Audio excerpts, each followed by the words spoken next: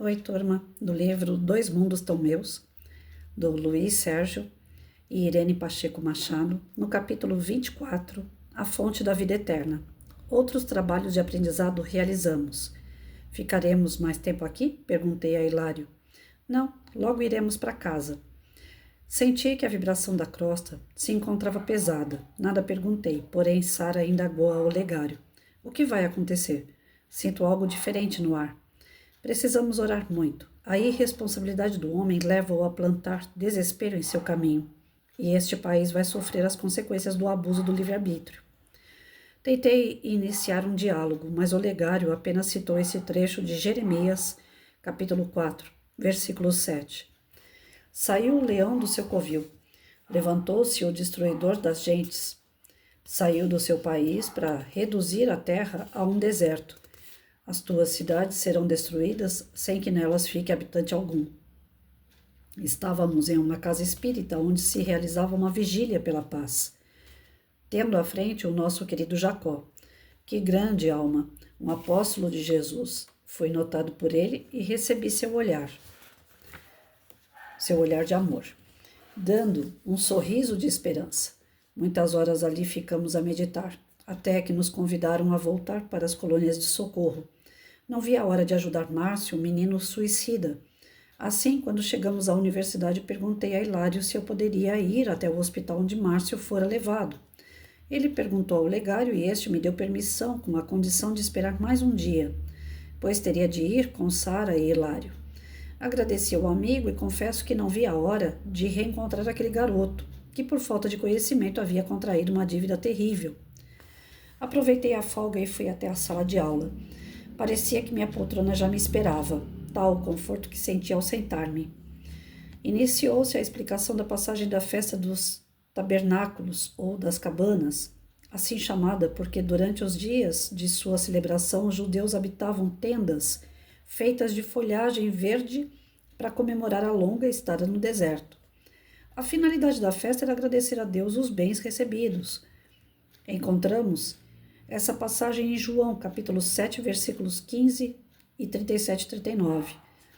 Aquele povo sofrido ia agradecer a Deus a colheita, velhos moços, crianças, ricos, pobres, todos louvavam ao Senhor. Era tanta gente que cabanas eram erguidas nas ruas e nos pátios do templo. De manhã, os sacerdotes faziam ressoar as trombetas de prata e, carregando ânforas com água e vinho, iam eles ao compasso da música, subindo aos amplos degraus do templo com um andar cadenciado, alcançando o altar. Ali se encontravam 2 bacias de prata, tendo um sacerdote ao pé de cada uma. A ânfora contendo água era despejada em uma bacia e uma ânfora de vinho em outra. O conteúdo das duas corria por um túnel que ia até a planície de Cedron e dali ao Mar Morto. Esse ritual da água consagrada representava a fonte que Deus mandava para dessedentar os filhos de Israel. O povo cantava com alegria: tirareis águas das fontes da salvação. Isaías capítulo 12, versículo 3. Víamos os filhos de José convidando Jesus para a festa, e este, alheio às convenções, indagaram-lhe por que não mais comparecia às reuniões nacionais. Jesus nada disse, mas os filhos de José e os apóstolos compreenderam que ele evitava inúteis conflitos com os chefes de Jerusalém.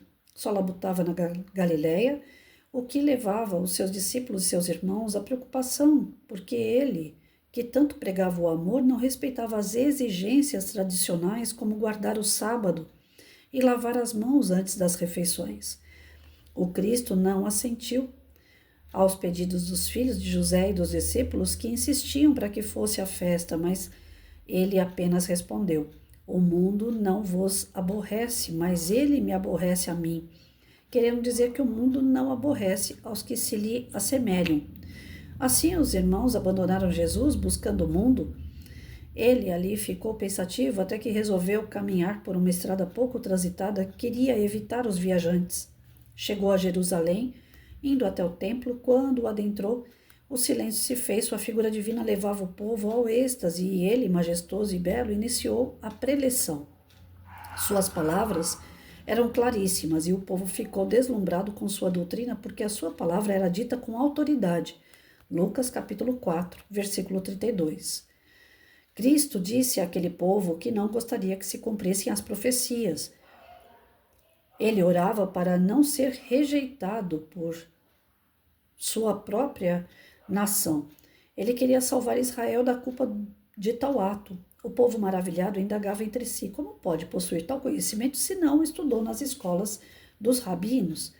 Ele e João Batista eram tidos como ignorantes. Jesus ali ficou dia após dia ensinando aquele povo e, para terminar, como se quisesse salvar Israel, falou em voz suplicante: se alguém tem sede, venha a mim e beba.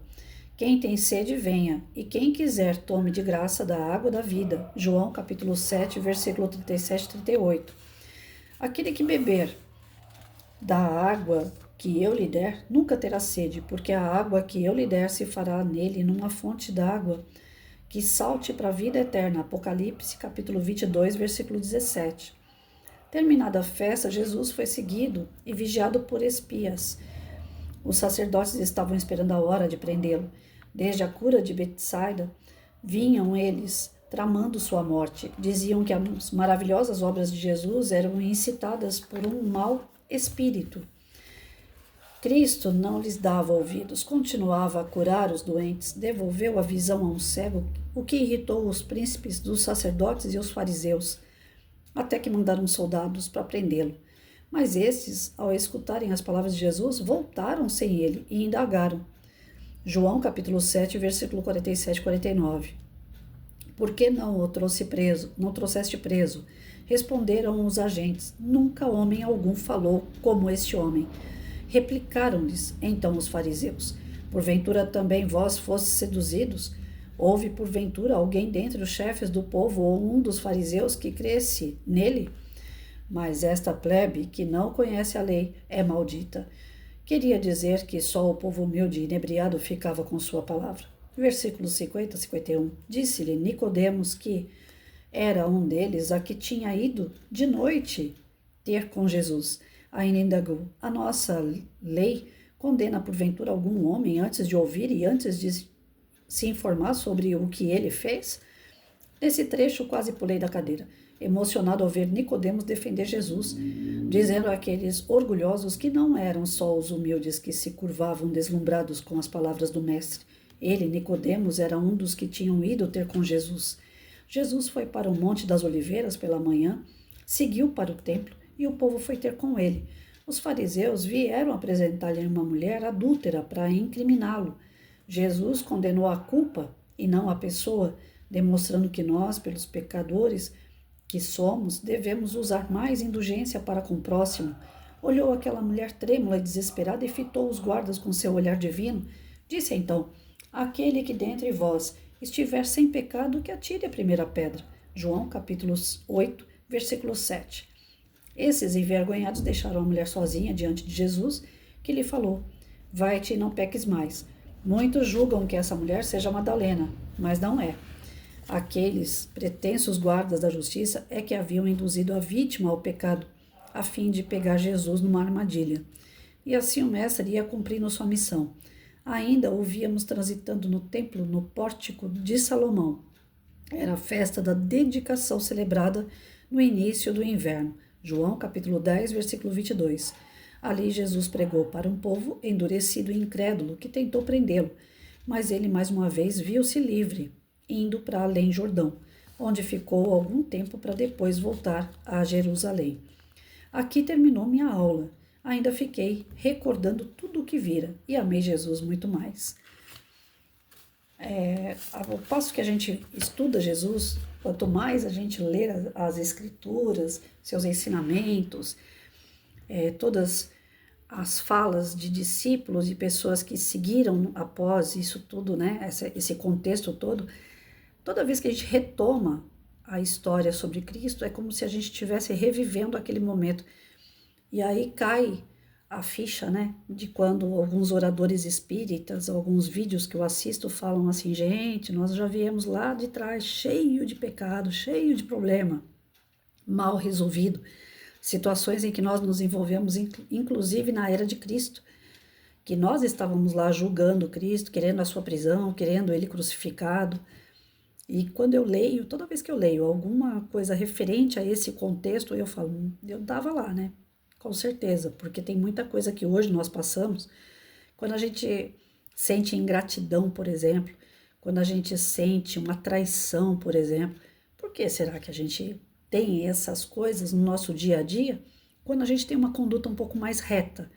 Eu procurei não trair pessoas, eu procurei ser uma pessoa de conduta reta nesse sentido, de estar sempre atenta às necessidades das pessoas e sempre colaborar com os seus problemas, ajudar, né, na solução dos seus problemas. E muitas vezes eu me vi nessa situação de ingratidão, de traição. E aparentemente nessa vida eu não tive razão para isso. Então a gente vai buscar lá atrás, né? A gente fala, poxa, eu estava ali, eu traí Jesus, né? Tem uma brincadeirinha que a gente costuma fazer, né? Eu colei chiclete no pé de Jesus lá na cruz. E na verdade é algo bem por aí mesmo.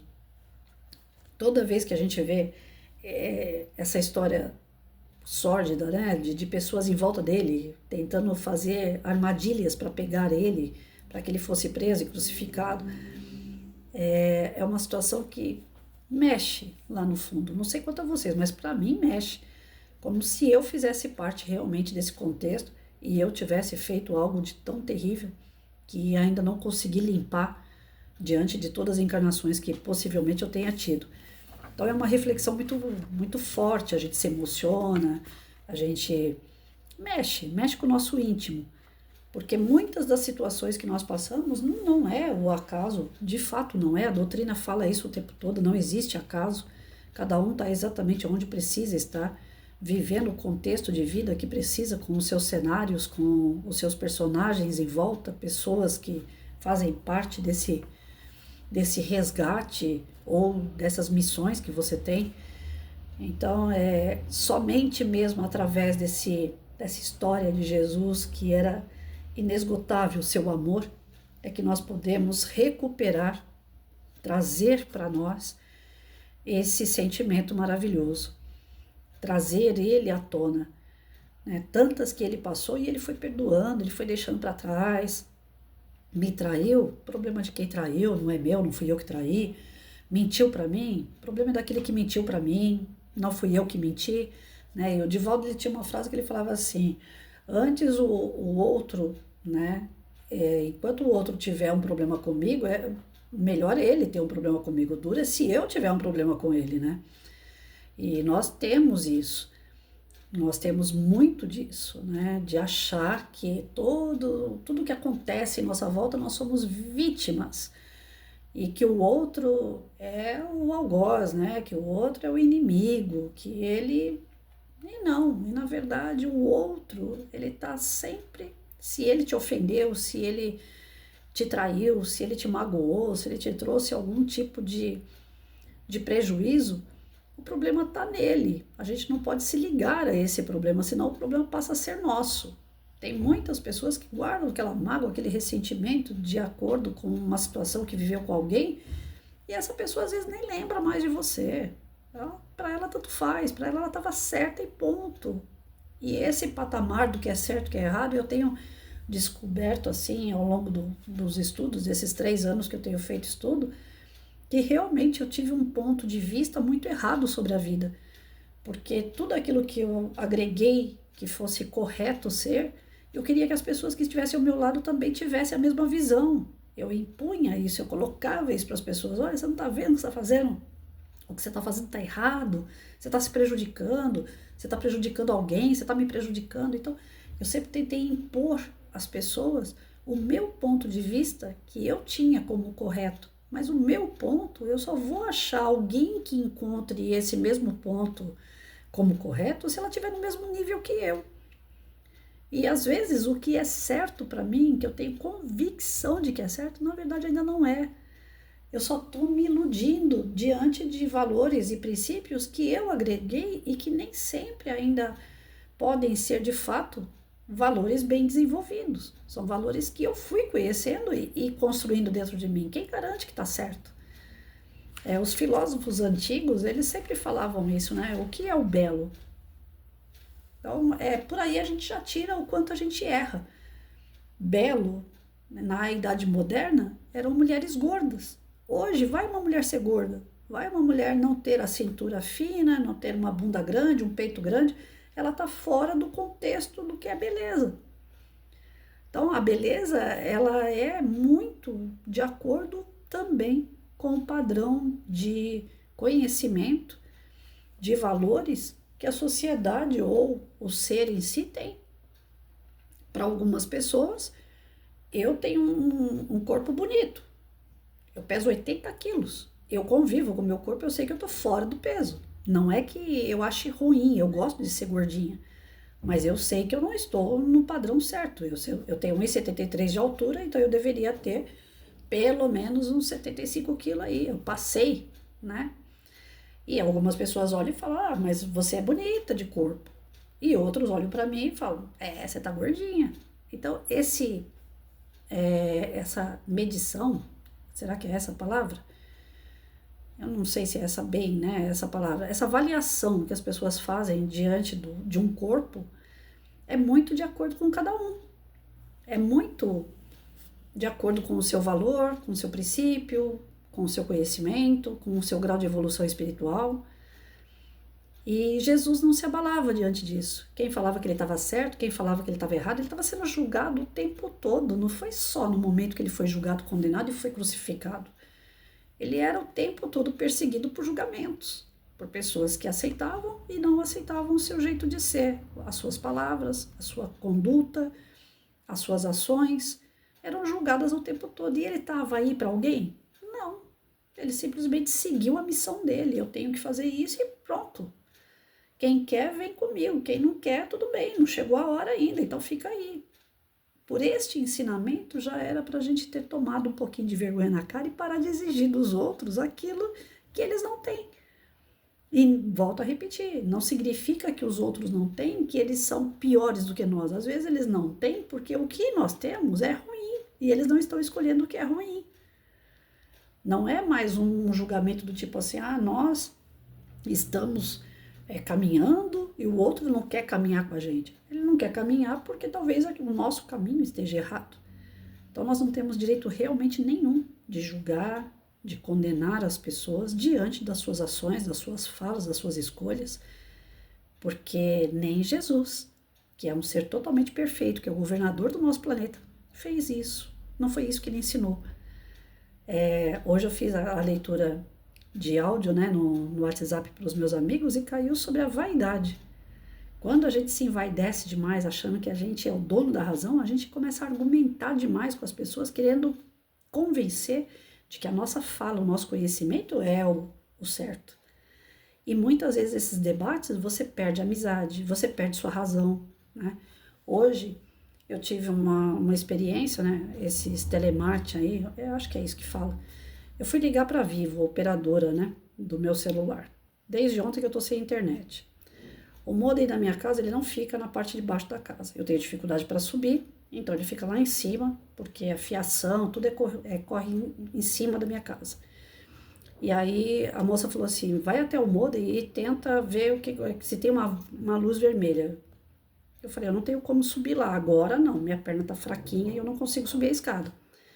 Aí ela, mas eu preciso saber como é que tá o modem. Eu falei, filha, toda vez que a gente pede para alguém vir aqui, é porque alguém cortou fio, né? Os postes estão carregados de fio. Eu não sei o que acontece, que agora é tanta operadora para celular, que nós estamos vivendo um verdadeiro favelão.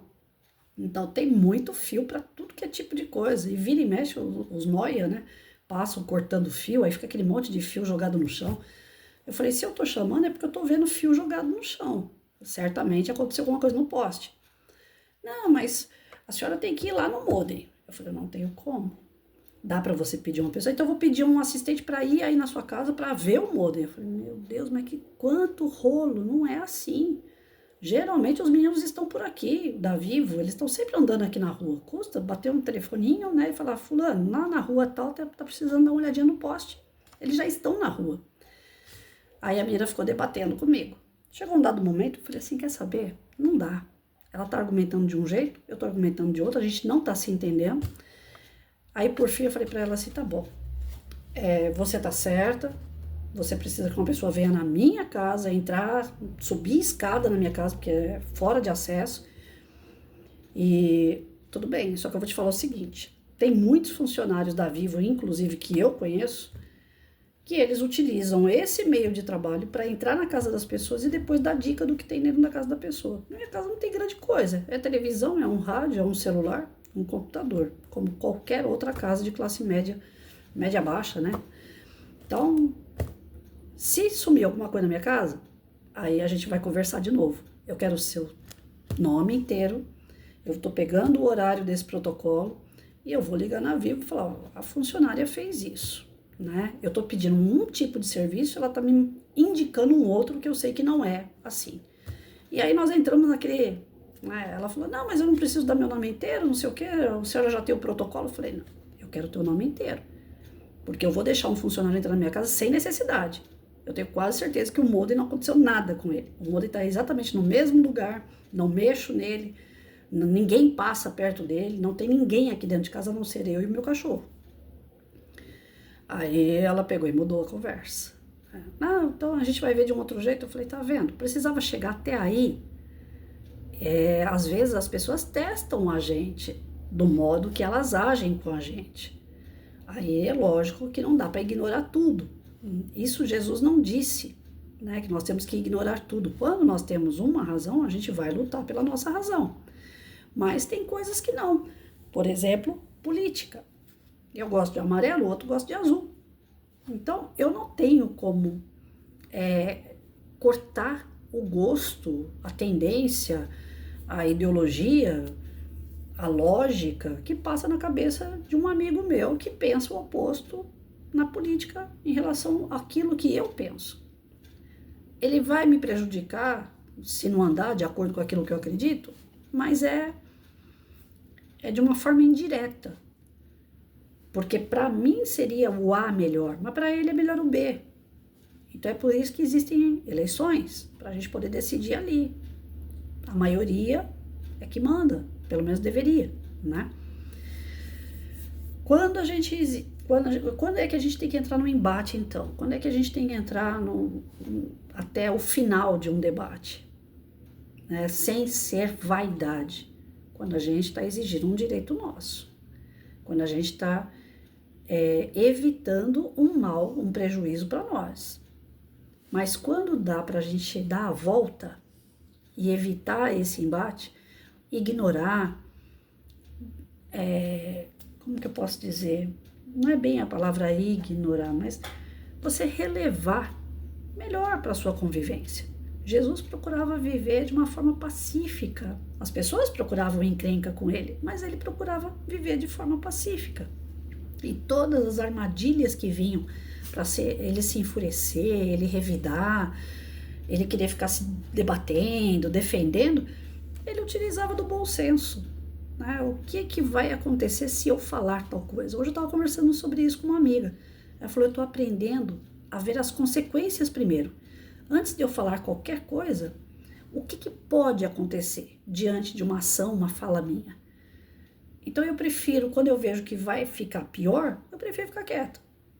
Não está me prejudicando tanto, eu consigo relevar, como Jesus relevava, eu sigo em frente. Ainda ela brincou assim, que ela faz crochê, ela falou, eu prefiro ficar desmanchando o meu crochê e fazer de novo, do que desmanchar amizades ou família, que aí custa mais para a gente poder ter que juntar novamente, né? Então, essa fonte de água que Jesus dizia, essa fonte viva de amor, ela tem que ser plantada em nós. Os tempos são exigidos, nós estamos aí à mercê de chegar ao fim de um planeta de prova e expiação e começar o de regeneração de fato. E aí, se a gente não tiver esse mínimo de amor, de boa convivência, como é que nós vamos ficar por aqui? Eu sempre fico pensando nisso. Mexeu muito comigo essa questão da transição planetária. Eu a desconhecia há um tempo atrás. Eu sabia que a gente passa por transformações e tal, mas eu não sabia que o negócio era tão urgente. Nós estamos aí beirando 2054, 57, que Chico falava, que é a data máxima. Depois disso, é regeneração. Nós estamos nessa transição, nesse processo. E aí, quando chegar 2057, não tem mais o que chorar, né? Então, vamos aproveitar essa fonte viva de amor, vamos aproveitar esses ensinamentos e vamos adequando o nosso modo de vida. Dá tempo ainda.